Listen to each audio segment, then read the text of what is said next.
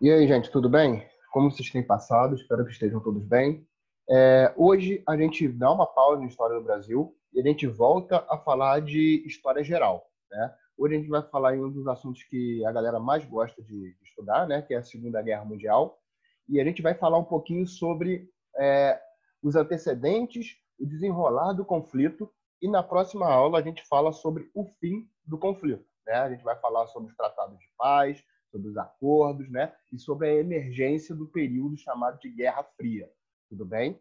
Então vamos lá, vamos seguir com esse papo sobre a Segunda Guerra Mundial, né? Antecedente e desenrolar do conflito. Contexto histórico. Primeira Guerra Mundial de 1914 a 1918, né? A Primeira Guerra Mundial, ela foi o primeiro grande conflito envolvendo aí de forma global, né? O primeiro conflito mundial, que era chamado de a Grande Guerra, porque se imaginava que não teria uma nova guerra nesse molde, né? Com esse mesmo esquema envolvendo tantas pessoas, né?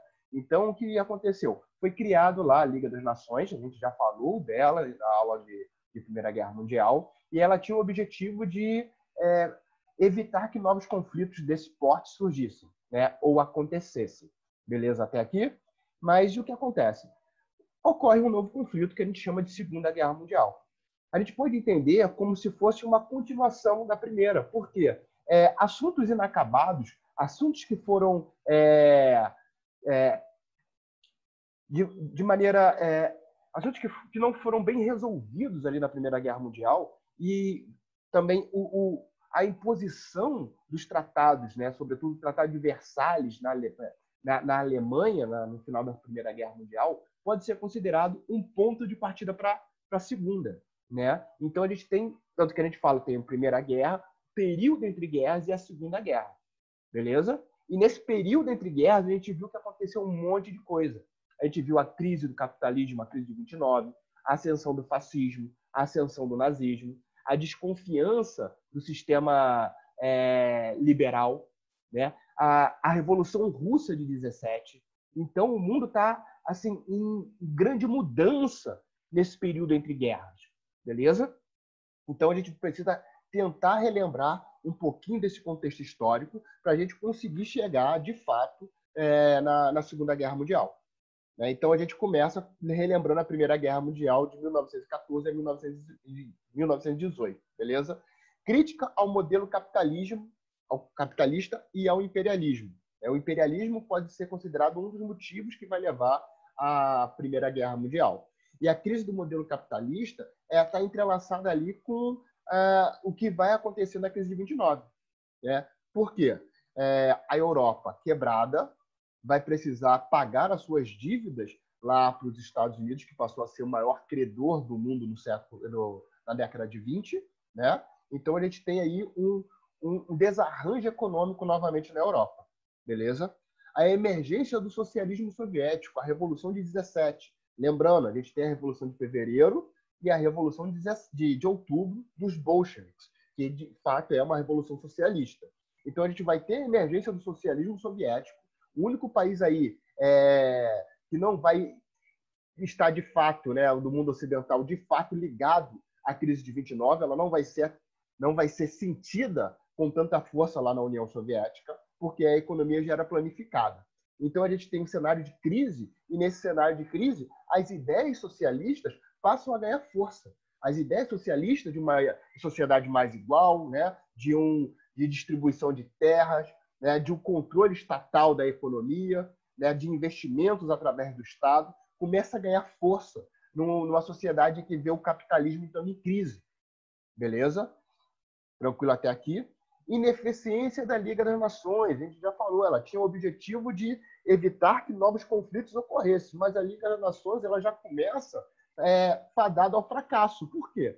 Os Estados Unidos, que sai ali como a grande potência do mundo ocidental no final da Primeira Guerra Mundial, ele não apoia as Ligas das Nações, sobretudo por conta das reuniões que ocorreram com o final da Primeira Guerra Mundial e as imposições do Tratado de Versalhes.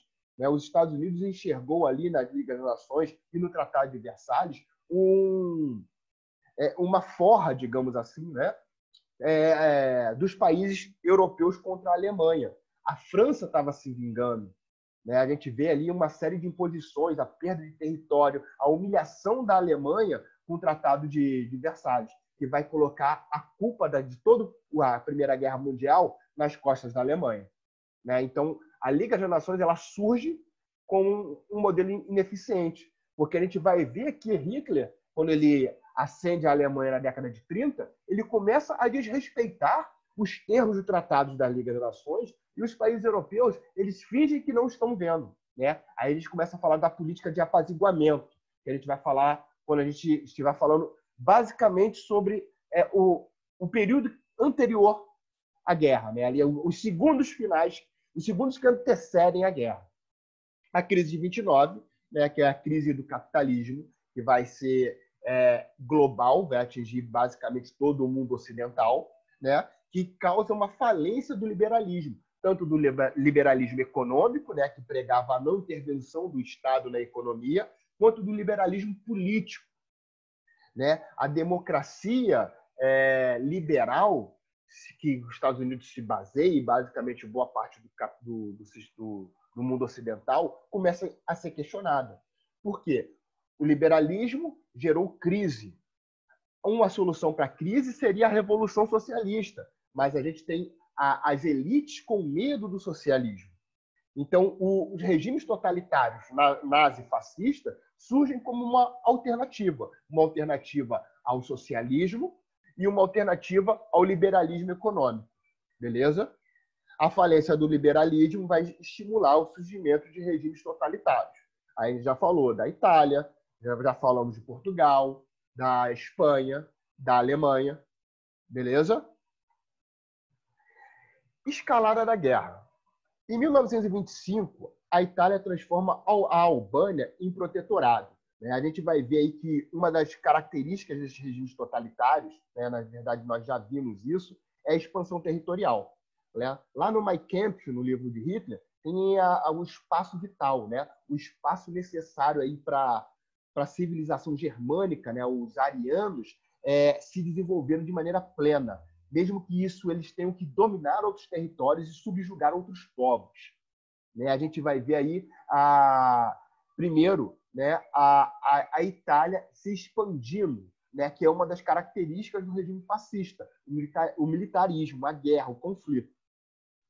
Japão ataca a Manchúria, região rica em ferro e manganês. O Japão ele vai ter uma postura imperialista, tanto que o Japão vai estar ali junto com o eixo, Alemanha, Itália e Japão. O Japão vai subjugar os outros povos asiáticos. O Japão vai invadir a China, o Japão vai invadir a Coreia, o Japão vai invadir o Vietnã. O Japão vai ter toda uma política imperialista de subjugar os outros povos asiáticos. Em 1935, Mussolini invade a Etiópia, na África. Tem aí a invasão da Etiópia pelas forças de Mussolini. A Alemanha desrespeita o Tratado de Versalhes, o tratado que inclui uma série de limites à Alemanha. Aqui já estamos falando da Alemanha nazista, com Hitler no poder. Ele começa a desrespeitar os termos do Tratado de Versalhes. Estimulou a indústria bélica, o tratado proibia a indústria bélica. Restituição do regime militar obrigatório e reconstrução da aviação e marinha de guerra. A Alemanha estava proibida de ter a força aérea. O exército alemão foi reduzido a 100 mil pessoas. Então, Hitler começa a desrespeitar. Beleza? E também começa aí, nesse trâmite, a política expansionista hitlerista. Ele remilitariza a Renânia, desculpa, é a fronteira entre uma região fronteiriça entre a França e a Alemanha, que ela é remilitarizada por Hitler em 1936. Intervenção na Guerra Civil Espanhola, nós falamos sobre isso, que a Guerra Civil Espanhola é basicamente um ensaio para a Segunda Guerra Mundial. Armas que foram utilizadas na Segunda Guerra Mundial, elas foram testadas na Guerra Civil Espanhola, sobretudo por conta dos nazistas, fortalecendo e dando corpo ao regime fascista que estava se instaurando na Alemanha. Então, foi um cenário para poder utilizar as novas armas que eles estavam desenvolvendo. assinatura do Tratado de Ajuda Bélica, Eixo Roma-Berlim. Né? Então, aqui ele tem um embrião do que seria as forças do eixo. Tem uma assinatura de uma ajuda bélica mútua aqui entre Roma e Berlim, ou seja, entre Alemanha e Itália. Beleza? Pouco tempo depois, a gente tem a assinatura do Pacto Anticominterme com o Japão. Anticominterme significa anticomunista. Então, as forças do eixo, as forças fascistas e nazistas vão ser contra o comunismo. Tudo bem? Então, aqui a gente tem basicamente a formação das forças do eixo. Roma, Berlim, Tóquio, Itália, Alemanha, Japão. A anexação da Áustria em 1938. O Tratado de Versalhes proibia a expansão alemã e, sobretudo, a conjuntura que se falava de uma aliança entre Áustria e Alemanha. O Tratado de Versalhes proibia isso também.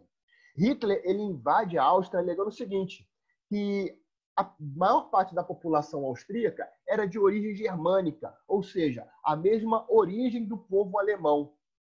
Daí ele tinha o direito de unificar esses povos. Então, Hitler ele vai invadir a Áustria e não vai encontrar resistência nessa invasão.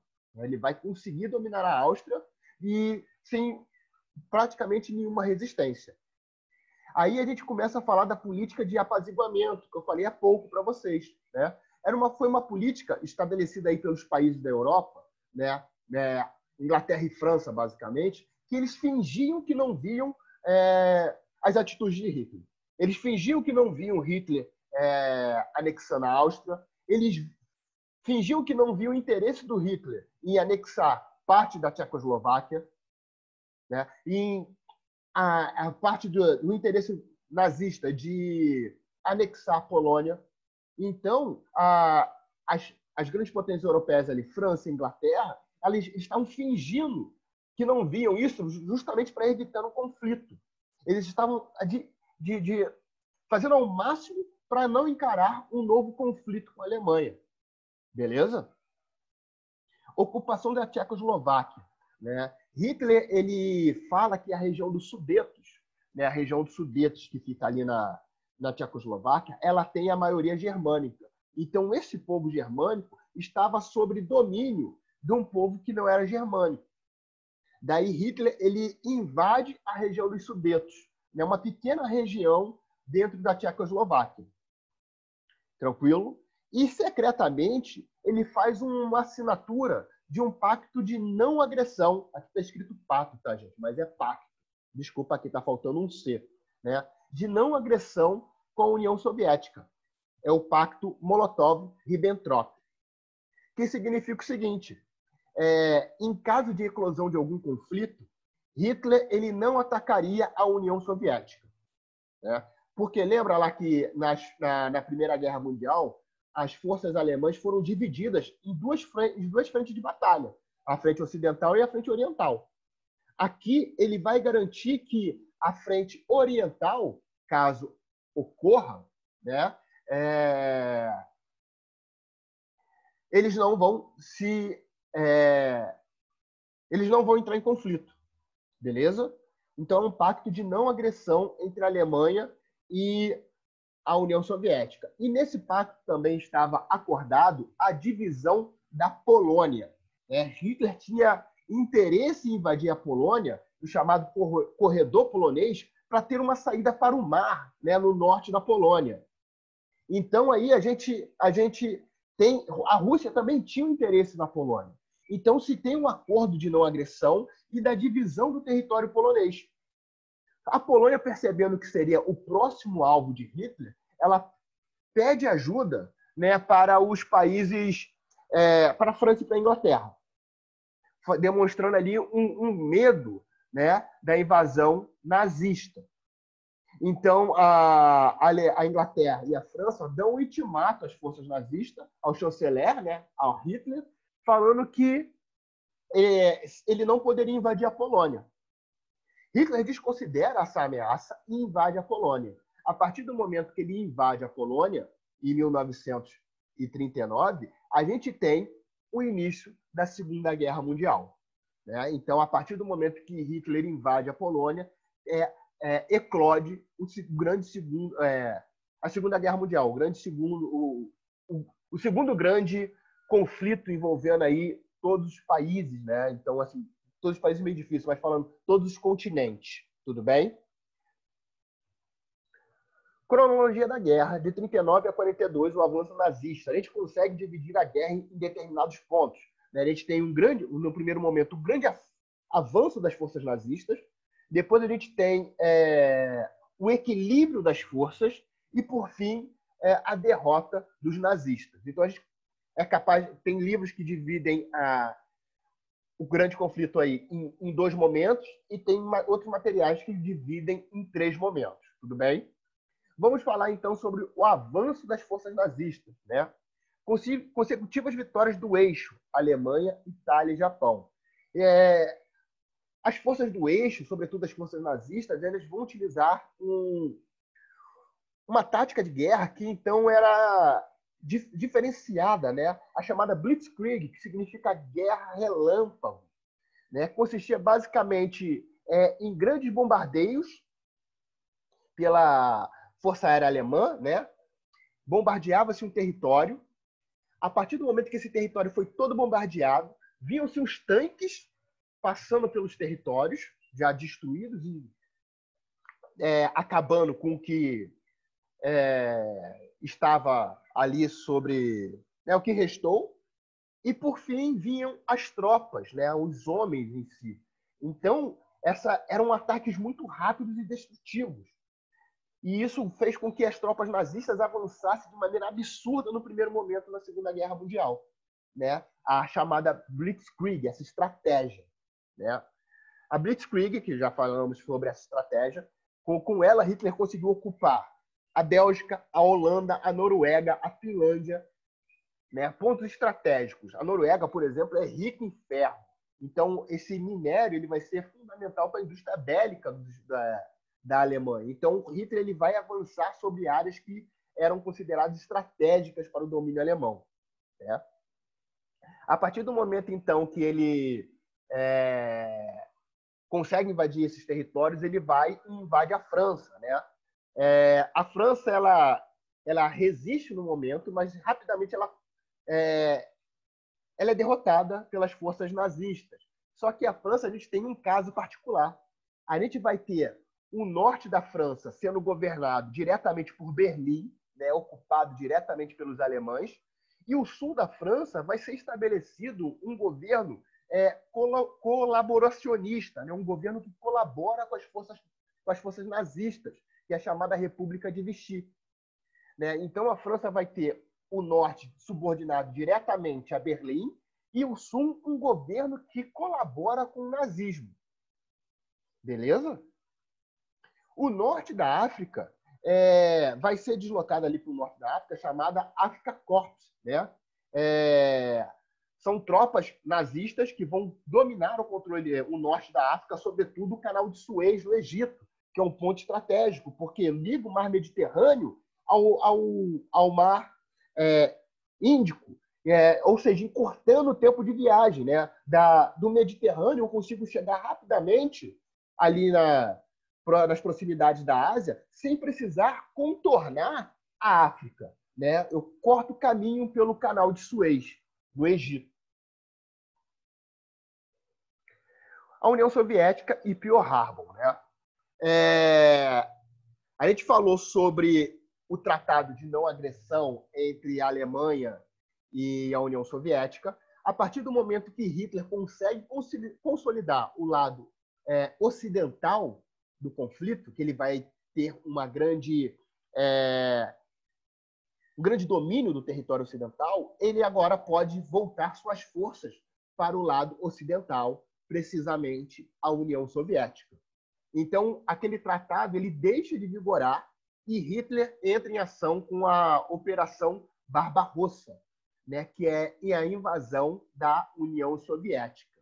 Né? Nesse interim também tem o ataque japonês a Pearl Harbor, que faz com que os Estados Unidos entrem de fato na Segunda Guerra Mundial. Os Estados Unidos, até então, ele participava da Segunda Guerra, dando mantimentos, né, vendendo mantimentos para os países aliados ali, para Inglaterra, para a França, para a União Soviética, que vai entrar no conflito, né? Então, os Estados Unidos ele negociava, ele dava grana ali, ele dava alimentos, né?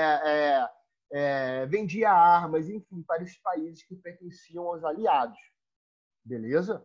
Só que o que acontece? A Alemanha vai declarar guerra total, falando que, né, os países que estão ali com os aliados é inimigo. E nesse momento também tem um ataque do Japão a Pearl Harbor, né? O Japão ele vai atacar o porta-aviões de Pearl Harbor e isso vai ser um ataque direto às forças estadunidenses, resultando a entrada de fato dos Estados Unidos na Segunda Guerra Mundial. A partir do momento que os Estados Unidos entram na Segunda Guerra Mundial e tem ali a quebra do acordo do pacto de não agressão de Hitler e Stalin, a gente começa a ter o equilíbrio das forças. Beleza? Vamos lá. De 1942 a setembro de 1945, o impacto dos Estados Unidos na guerra. A entrada dos Estados Unidos no conflito fortaleceu os aliados, Inglaterra, França e União Soviética. O que acontece, né? Apesar da guerra ser considerada mundial, né, envolver países de todos os continentes, o grande palco da guerra foi a Europa. A gente vai ter conflitos na África, a gente vai ter conflitos na Ásia, mas o grande palco foi na Europa, justamente porque a Alemanha e a Itália estão lá na Europa também, né? Então, o que acontece? A Europa já estava desgastada, as forças, os exércitos já estavam desgastados. E a partir do momento em que os Estados Unidos entra, está vindo uma galera que não sofreu o impacto da guerra direto no seu território. Está vindo um exército forte, um exército que não entrou em conflito ainda, né? Eu gosto de fazer essa analogia que fica bem fácil de entender. Imagina que você é um técnico de futebol e na prorrogação, né, no segundo tempo ali da prorrogação, você tem Cristiano Ronaldo no seu banco sem jogar. E você coloca aquele cara para acabar com o jogo, né? Vai estar todo mundo cansado, todo mundo já desgastado por conta aí dos 90 minutos, mais 15 minutos, e nos 15 minutos finais ali da prorrogação, você coloca esse cara para jogar. Ou seja, esse cara vai entrar e vai resolver, né? Que é o que costuma fazer. É basicamente isso que acontece. A Europa estava desgastada e está chegando uma galera que não participou do conflito direto do conflito ainda. Isso vai fazer com que o equilíbrio da balança pese para o lado dos aliados. Beleza? Os generais Eisenhower e Montgomery subjugaram a Afrika Korps, expulsando os nazistas do Egito. Né? Ou seja, as forças aliadas vão conseguir tomar parte do território do Egito. Isso é importante, porque com isso eles começam a controlar a entrada e a saída do Mediterrâneo e facilitando as incursões na Itália. Inclusive, as tropas brasileiras, né, vão participar do conflito de maneira efetiva, ajudando ali nas batalhas que vão ocorrer na Itália. Né?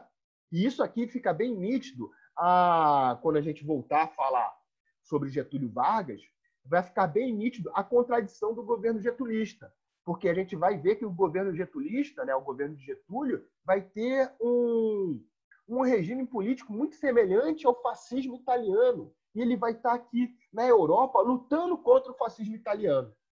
A gente deixa para falar melhor disso quando a gente voltar a falar de Brasil, sobre o Estado Novo, beleza? Com o domínio do Mediterrâneo, os aliados impuseram diversas derrotas aos italianos. No Pacífico, destaca-se a Batalha de Midway, em que a esquadra japonesa foi praticamente dizimada. A Frente Oriental e o dia D. Né? Resistência soviética. As forças alemãs vão invadir a Rússia, né? Vão adentrar muito o território soviético e vão chegar muito próximo de Moscou. Só que, por conta problemas de logística, eles vão ter que descer para conseguir chegar aos poços de petróleo soviéticos, aos poços de petróleo russos. Por quê? Hitler ele cometeu um erro histórico. Ele cometeu o mesmo erro de Napoleão, que foi invadir a Rússia no inverno. A Alemanha é um país frio? Só que a Rússia é um país mais frio ainda. Hitler ele invade a Alemanha. Hitler ele invade a Rússia no inverno. Ele achou que seria uma ocupação rápida. Só que ele não contava com o patriotismo soviético, a tática da terra arrasada, que também foi utilizada contra Napoleão, e, sobretudo, o inverno soviético. A tática de terra arrasada, é aquela que os inimigos chegam no território e, a partir do momento que eles chegam na cidade, eles encontram a cidade toda destruída. Por quê? Os habitantes daquela cidade destroem tudo que pode ser aproveitado pelo exército inimigo e migram para outra cidade. Então, quando o exército inimigo chega na cidade, no território, ele não tem ali onde se alojar, ele não tem o que espoliar, ele não tem como se manter. E ele vai para a próxima cidade, para a cidade que vem depois, e ele encontra o mesmo cenário, a cidade destruída pelos próprios soviéticos. Isso vai fazer com que as tropas nazistas avancem e, associado ao inverno, eles não vão ter ali como recuar, porque o inverno vai ser rígido, não vai ter onde se abrigar, e sem falar que o inverno vai gerar um grande impacto no equipamento nazista. A gente vai ter, por exemplo, tanques nazistas congelando. A gasolina vai congelar por conta do inverno. Ah, professor, mas a gasolina russa não congela. Exatamente, ela não congela porque ela tem um grau maior de octagenase, né? Ela tem um grau maior de hidrocarbonetos, enfim, que impedem ela de congelar. Ela consegue aguentar temperaturas mais baixas. E isso vai fazer com que Hitler, que as forças nazistas, se desloquem para onde existem os poços de petróleo, as refinarias, para conseguir ter ali o petróleo, o combustível soviético. Só que para chegar ali, nesses poços, ele vai precisar passar pela cidade de Stalingrado. Stalin é o governante da União Soviética e Grado significa cidade, ou seja, eles teriam que passar pela cidade de Stalin. E isso vai gerar uma grande comoção soviética. E Stalin vai fazer grande campanha, grande propaganda nas rádios, cartazes, conclamando o povo soviético, o povo russo, a lutar contra as forças nazistas.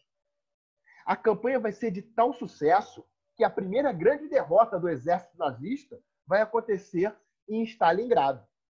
A primeira grande derrota de Hitler foi imposta pelos soviéticos, associada aí o patriotismo, o inverno, a guerrilha e a tática de terra arrasada. Eles vão impor a primeira derrota do exército alemão na Europa. Tudo bem? Primeira grande derrota. O Exército Vermelho causou a primeira grande derrota do exército alemão na Batalha de Stalingrado, em 1942. Os soviéticos libertaram diversas regiões e empurraram os nazistas para a Alemanha. A partir do momento que o Exército Vermelho derrota as forças nazistas em Stalingrado, se tem uma ofensiva do Exército Vermelho que, aos poucos, eles vão empurrando os nazistas de volta para a Alemanha. Eles são expulsos do território soviético, são expulsos da Polônia e eles acabam voltando para a Alemanha. Beleza? Em 1944, os aliados embarcaram na França com mais de 3 milhões de soldados. Era a Operação Overlord, também conhecida como o Dia D. É o momento de libertação da França, né? O desembarque ali na praia de Omaha, né? Que vai libertar a França e vai começar a grande ofensiva do lado ocidental.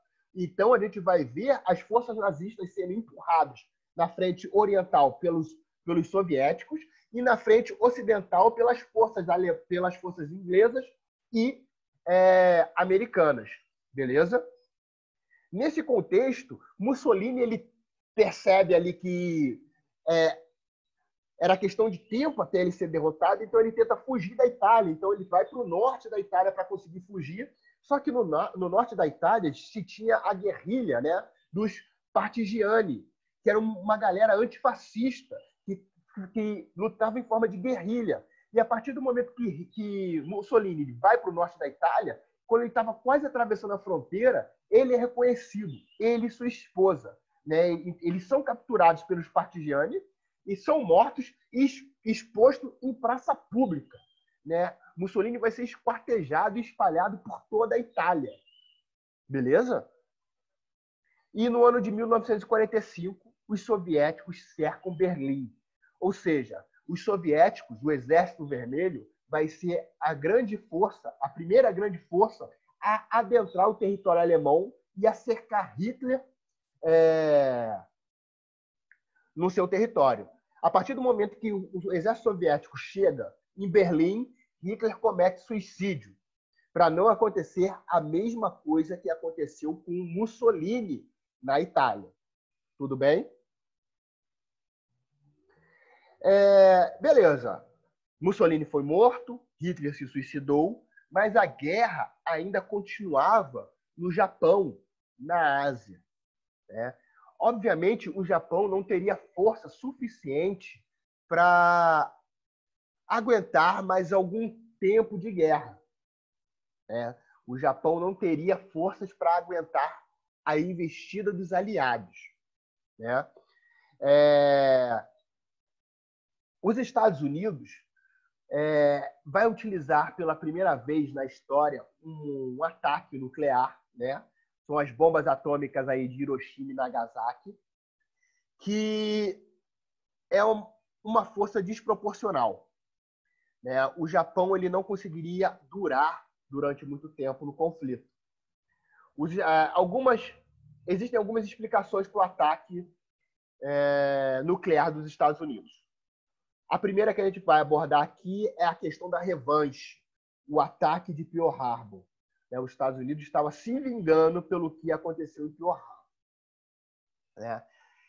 A outra explicação é que os Estados Unidos estavam demonstrando para o mundo o seu poderio bélico e também demonstrando para a União Soviética, um país socialista, o seu poder de destruição. E o Japão ele foi o laboratório para o teste desses artefatos nucleares. Né? Em 6 de agosto de 1945, em Hiroshima, e 9 de agosto em Nagasaki, né, foram utilizados os ataques aí dos artefatos nucleares. E fica registrado aqui que as bombas não atingiram o solo.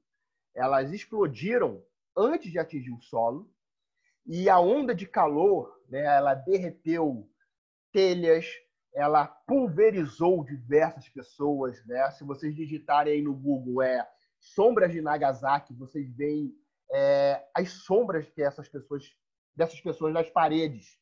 Né? São pessoas que simplesmente foram desintegradas, né? Foram queimadas de maneira instantânea e desapareceram por conta do calor da bomba nuclear. Né? Sem falar desse efeito imediato, a gente tem também um efeito de longo prazo, né, que a radiação causa. Mutações genéticas, doenças, né, enfim. Foi um ataque desproporcional, o número de mortes foi absurdo, e em pouco tempo depois, o Japão se rendeu de maneira incondicional. Né? Os estadunidenses alegam que o uso da bomba foi para evitar o prolongamento da guerra, mas também a gente tem aquelas duas versões que eu falei. Todavia, no ataque estava envolvido o revanchismo de Pearl Harbor e mostrar para o mundo, principalmente para a União Soviética, o poder destrutivo de sua arma. Beleza? Então, gente, aqui a gente fecha a Segunda Guerra Mundial. Eu fiquei falando aqui muito tempo sobre o mapa europeu, sobre o teatro europeu, e agora eu vou colocar aqui para a gente um mapa, né, da Segunda Guerra, tendo a Europa como fundo, né, para a gente conseguir entender melhor esse conflito, tudo bem? Então vamos aqui rapidinho, tá?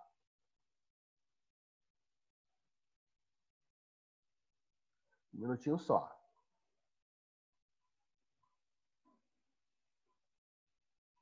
Vamos lá. né? Aqui a gente tem o mapa europeu. Inglaterra, França, Itália, Alemanha, União Soviética, enfim, né? A Europa aí antes da guerra, da Segunda Guerra. A gente tem a emergência do nazismo. Então vejam aqui que a Alemanha ela se torna nazista, né? A gente tem então o nazismo tomando conta de todo o território alemão. Tudo bem? A anexação da Áustria, que eu falei para vocês lá no início, né? Então, ó, a Áustria que está aqui colada na Alemanha também se torna nazista. Lembra que eu falei da questão de Sudetos? Então, olha aqui, ó, vermelhinho na Tchecoslováquia, ou seja, os nazistas invadindo a Tchecoslováquia e a região de Sudetos. Os nazistas invadem a Tchecoslováquia, tá? Vamos seguir.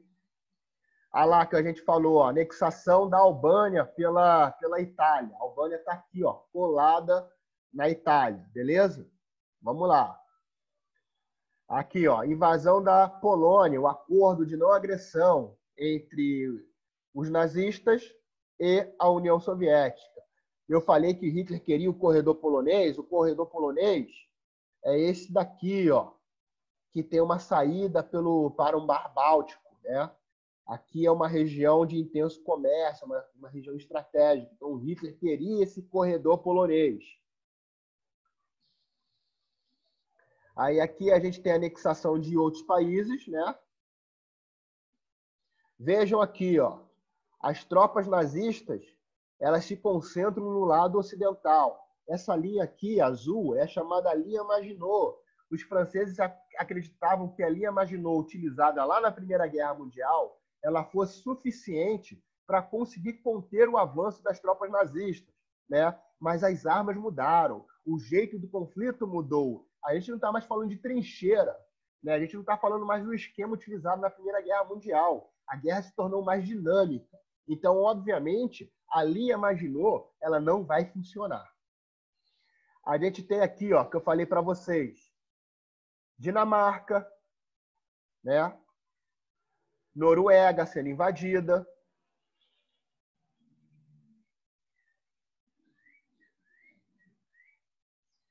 E a locomoção das tropas nazistas para a Bélgica e para a Holanda. O contorno da linha Maginot e a derrota da França, né? Lembra que eu falei, ó, o norte da França vai ser um governo subordinado diretamente a Berlim. Então tem a bandeirinha nazista aqui. E o sul da França vai ter um governo que vai colaborar com o nazismo. Então aqui, ó.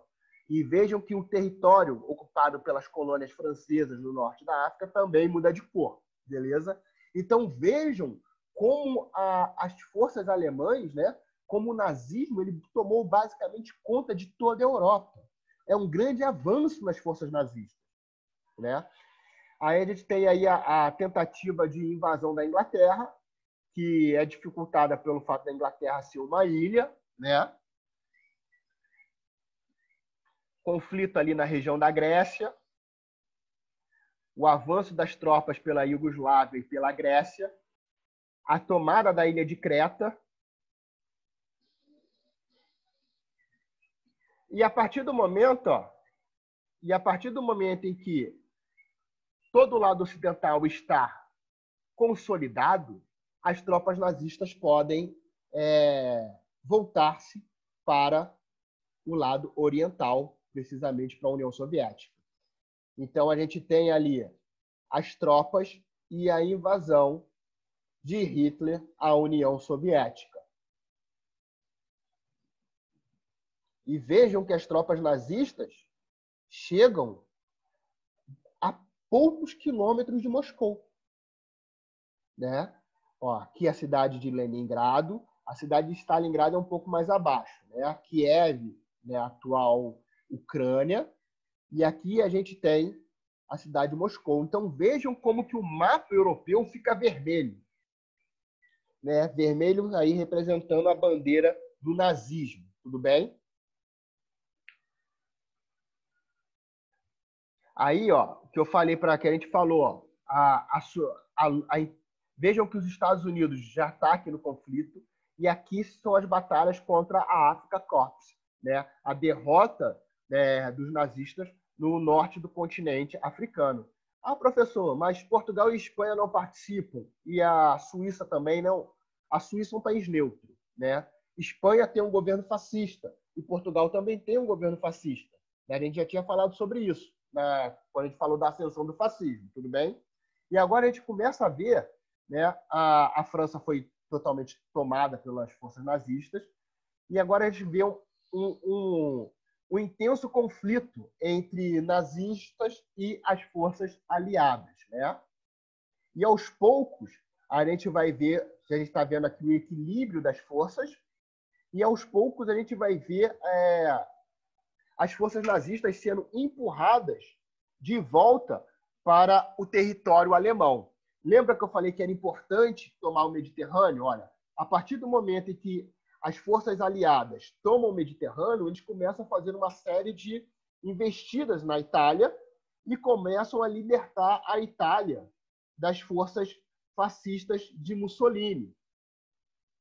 Beleza? Mussolini é derrotado e a Itália, de fato, é subordinada ao nazismo.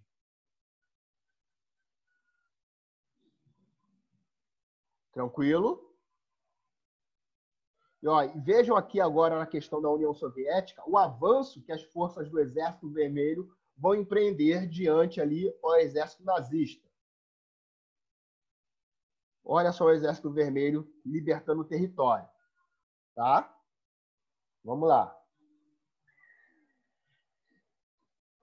Aí a gente tem diversos bombardeios, né, na região da Alemanha.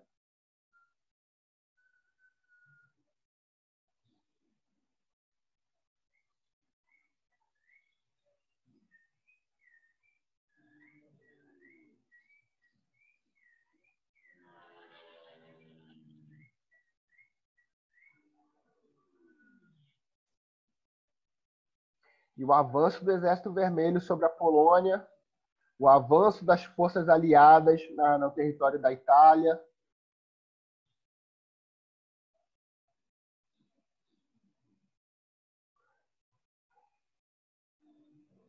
A tentativa ali de libertar a França.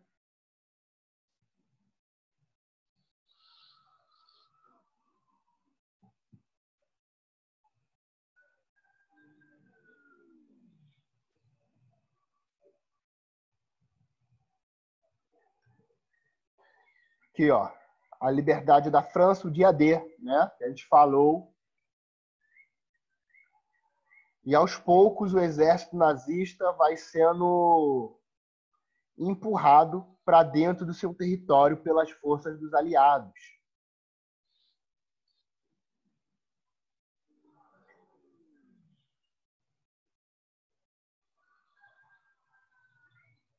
Relembrando que esse mapa aqui ele só trata do cenário europeu, né? O cenário asiático e outras regiões do mundo não está contemplado aqui, né?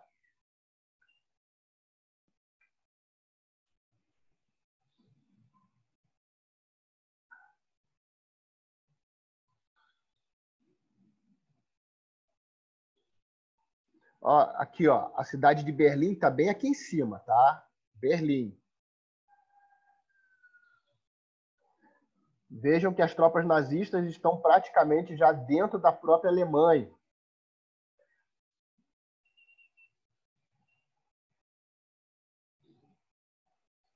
O Exército Vermelho toma Berlim, Hitler se suicida e o nazismo é derrotado na Alemanha, né? Aí se configura um novo cenário mundial que chama de Guerra Fria, que a gente vai ver nas próximas aulas. Tudo bem? Então, gente, espero que vocês tenham curtido. A gente termina por aqui. Tchau, tchau e até a próxima.